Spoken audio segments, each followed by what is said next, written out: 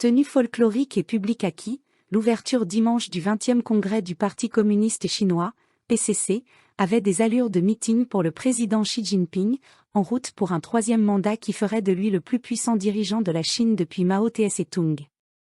Dans l'imposant palais du peuple, qui domine la place Tiananmen à Pékin, quelques 2300 délégués sont réunis dans un décor rouge et or, les couleurs caractéristiques du PCC. Des bannières déploient des louanges au « grandiose », glorieux et juste Parti communiste chinois. Après une minute de silence en hommage aux héros du parti, une fanfare militaire entonne l'hymne national. Sous l'emblème géant du marteau et de la faucille, l'homme fort de Pékin passe en revue son action de ces 5 dernières années et sa vision s'il est reconduit à la tête de la nation la plus peuplée du monde. Durée de l'intervention, plus d'1h30. Bien plus concise que lors de son précédent discours en 2017 qui avait duré 3h30. Les participants griffonnent avec assiduité des notes.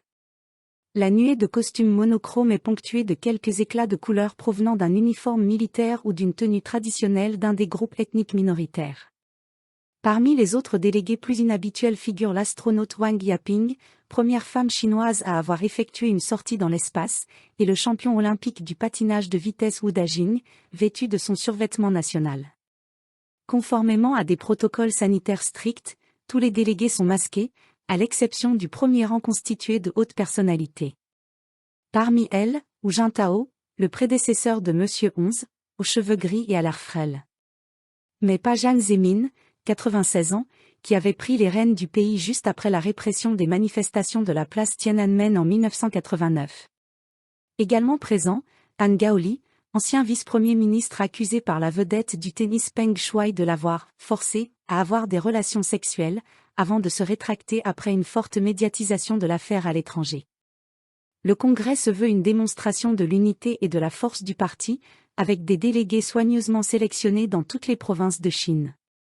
Il s'agit également d'une preuve de loyauté personnelle envers Monsieur 11, 69 ans.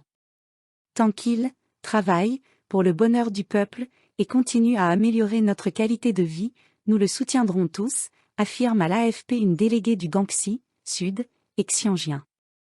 Il est le noyau dur, insiste-t-elle, au diapason de la rhétorique officielle.